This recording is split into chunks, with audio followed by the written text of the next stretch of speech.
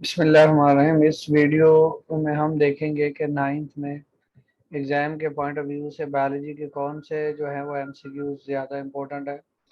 और उसके अलावा जो है अगर किसी ने पीपीएससी के लिए या किसी भी एग्ज़ाम के लिए लेट्स से कि एवरीडे साइंस के एमसीक्यूज तैयार करने हैं तो नाइन्थ का सिलेबस उसके लिए कैसे हेल्पफुल हो सकता है, ये वीडियो में हम देखेंगे। एबीयू ब्लड ग्रुप सिस्टम एक ब्लड ग्रुप सिस्टम है जिसमें ए बी और ओ ब्लड ग्रुप होते हैं और ये कार्ल लैंडस्टाइनर नाम के साइंटिस्ट ने ये ब्लड ग्रुप दिया था। और यहाँ पे दूसरा सवाल है कि गार्ड सेल्स, आपको पता है स्टोमेटा के गिर्द दो गार्ड सेल्स होते हैं और उनके दरमियान जो ओपनिंग है उसको स्टोमा या स्टोमेटा, जो उसका जो है वो सिंगुलर और प्लूरल फॉर्म है उस फॉर्म में, तो स्टोमेटा ही गार्ड सेल्स का ताल्लुक स्टोमेटा से है। तो कैल्विन, आपको पता है कि कैल्विन जो था, कैल्विन ने डार्क रिएक्शन डिस्कवर किया था फोटोसिंथेसिस का, तो इसको 1961 में नोबेल प्राइज मिला था। काऊ की ब्रीडिंग जो है वो एनिमल हस्बेंड्री से इसका ताल्लुक है। अगर आप बायोलॉजी में देखें तो ये आपको जो है ये इजीली मिल जाएगा, यहाँ पे बायोलॉजी के प्रोफेशन लिखे हुए हैं नाइन्थ में। फाइव किंगडम सिस्टम, आपको पता है कि रॉबर्ट विटेकर ने five kingdom system of classification दिया था। ये एक अगेन मोस्ट इम्पोर्टेंट और रिपीटेड एमसीक्यू है कि सेल मेम्ब्रेन की फ्लूइडिटी क्यों है। तो सेल मेम्ब्रेन फ्लूइड है वो लिपिड्स की वजह से फ्लूइड है, जो लिपिड सेल मेम्ब्रेन के अंदर मौजूद है। स्ट्रक्चरली अगर हम एंजाइम्स की बात करें तो नॉर्मली आपको पता है कि एंजाइम्स प्रोटीन होते हैं और प्रोटीन अमाइनो एसिड से मिलकर बने होते हैं। तो गैस्ट्रिक अल्सर, गैस्ट्रिक के अलावा ज़्यादातर स्टोमिक के लिए इस्तेमाल होता है, जैसा कि गैस्ट्रिक जूस। तो गैस्ट्रिक अल्सर, स्टोमिक की अल्सर, ये अल्सर तब होती है जब स्टोमिक के या इंटेस्टाइन के जो एंजाइम है वो उनकी वॉल को डाइजेस्ट करना शुरू कर देते हैं, जिसकी वजह से ज़ख्म बढ़ जाते हैं, चाहे वो स्मॉल इंटेस्टाइन में हो चाहे वो यहाँ पे स्टोमिक में हो। तो बायो एलिमेंट की अगर हम बात करें तो बायो एलिमेंट कार्बन है। नेक्स्ट थिंग बडिंग, आपको पता है कि बडिंग एक ऐसा प्रोसेस है कि जिसमें एक स्मॉल आउटग्रोथ बड बनती है जिससे ऑर्गेनिज्म डिवाइड करता है। तो बड जो है हाइड्रा में होती है, ठीक है। तो ग्लाइकोलाइसिस का प्रोसेस जो है वो साइटोप्लाज्म में होता है। राइबोसोम्स का काम प्रोटीन बनाना है। गोल्गी कॉम्प्लेक्स का काम मॉलिक्यूल्स की मॉडिफिकेशन है, ग्लाइकोप्रोटीन और ग्लाइकोलिपिड वगैरह बनाना है। माइटोकॉन्ड्रिया एरोबिक रेस्पिरेशन में। पीएच जो है वो ब्लड की 7.4 है। नेक्स्ट इसके सबसे ज्यादा स्ट्रॉन्गेस्ट और थिकेस्ट पार्ट जो है वो लेफ्ट वेंट्रिकल है। लेफ्ट वेंट्रिकल ने, क्योंकि ब्लड जो है पूरी बॉडी में पंप करना होता है, तो इस वजह से लेफ्ट वेंट्रिकल सबसे ज्यादा स्ट्रॉन्गेस्ट पार्ट है। मायोकार्डियम जो है वो, मायोकार्डियम का मतलब है मायोकार्डियम या कार्डियक का लफ्ज हार्ट से रिलेटेड है। मायोकार्डियम से मुराद है, मायो का लफ्ज ज्यादातर मायोसिन से डिराइव्ड है, मसल से रिलेटेड है, तो हार्ट मसल्स। अगर यहाँ पे आ जाता मायोकार्डियल इन्फाक्शन या सिर्फ इन्फाक्शन, तो इन्फाक्शन का मतलब होता है टिश्यू डेथ, और मायोकार्डियल इन्फाक्शन कहते हैं हार्ट अटैक को। डार्क रिएक्शन जो है वो स्ट्रोमा में होता है, लाइट रिएक्शन थैलाकाइड में होता है, और साइटोप्लाज्म में ग्लाइकोलाइसिस होता है। माइटोकॉन्ड्रिया में एरोबिक रेस्पिरेशन होती है। माइक्रो मॉलिक्यूल, सबसे जो छोटा जो माइक्रो मॉलिक्यूल है वो वाटर है, H2O, 18 एटॉमिक मास यूनिट इसका वेट है। बेसिक यूनिट ऑफ क्लासिफिकेशन की अगर हम बात करें तो ये सीपीसी है। बेसिक यूनिट है मीन के सीपीसी, आपको पता है kingdom, phylum, class, order, family, genus, CPC. तो सीपीसी सबसे बेसिक यूनिट है। प्रोकैरियोटिक सेल वॉल जो है वो पेप्टाइडोग्लाइकेन से बनी हुई है। ये प्रोटीन जो है और शुगर्स का कॉम्प्लेक्स है, या हम ये कह सकते हैं अमाइनो एसिड और शुगर का कॉम्प्लेक्स है।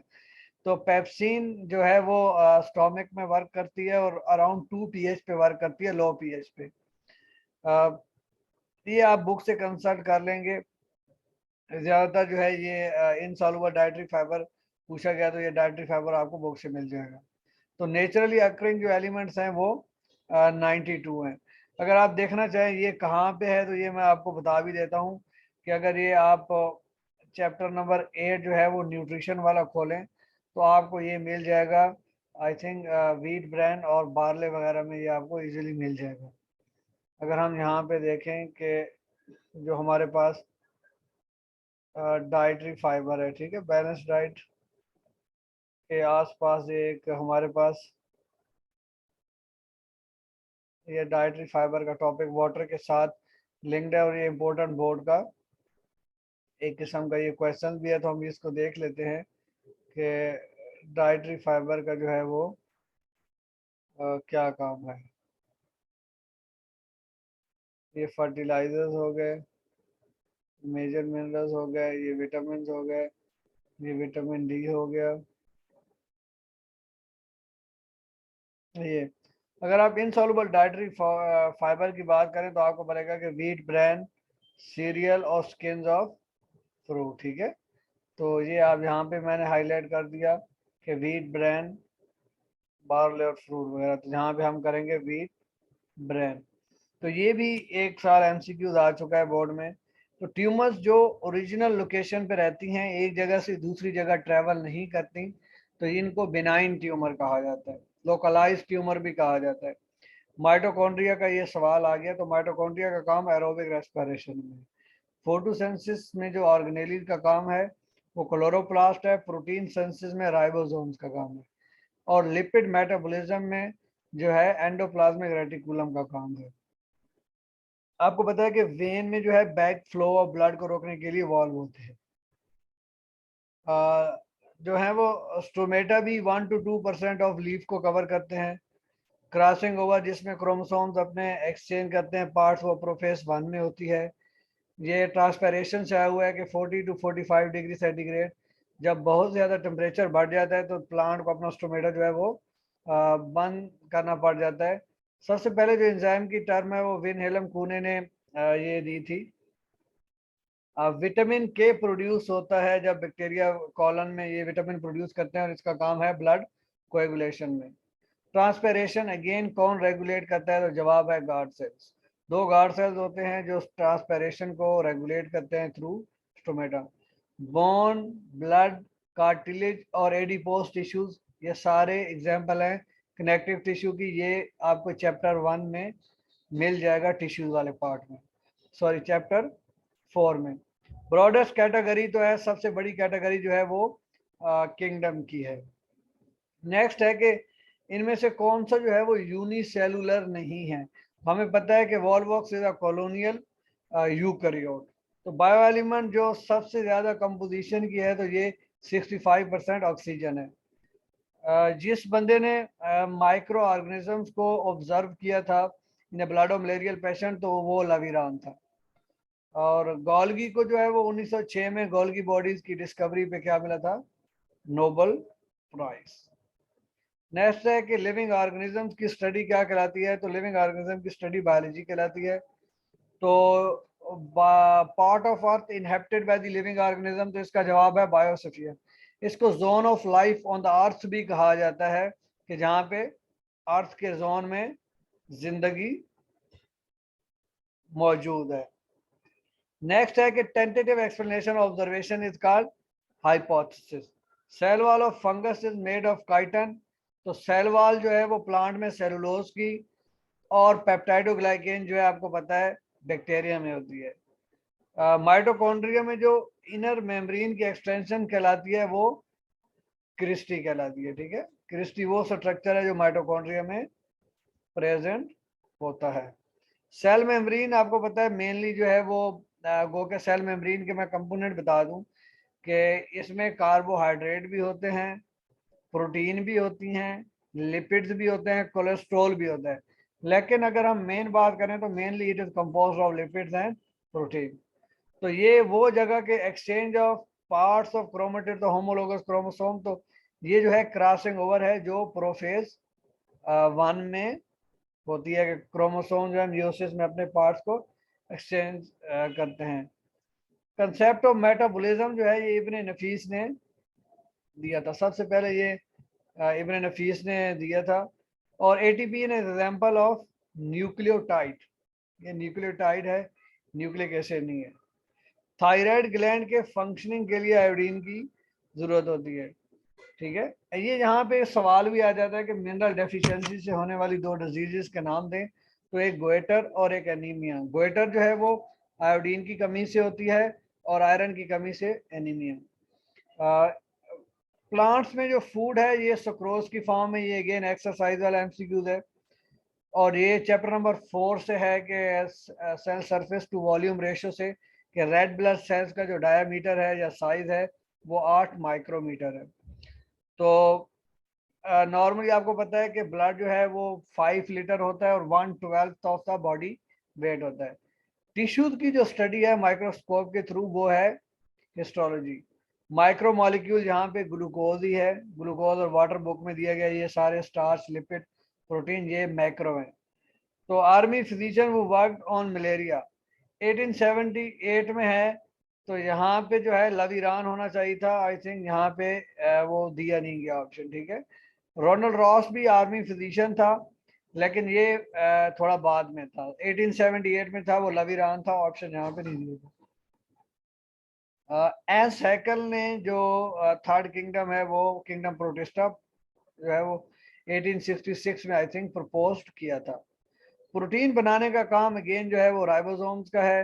लाइट माइक्रोस्कोप 1500x है, मीन 1500x इसकी जो है वो बताता है, और इसकी जो रेजोल्यूशन है 0.2 माइक्रोमीटर है।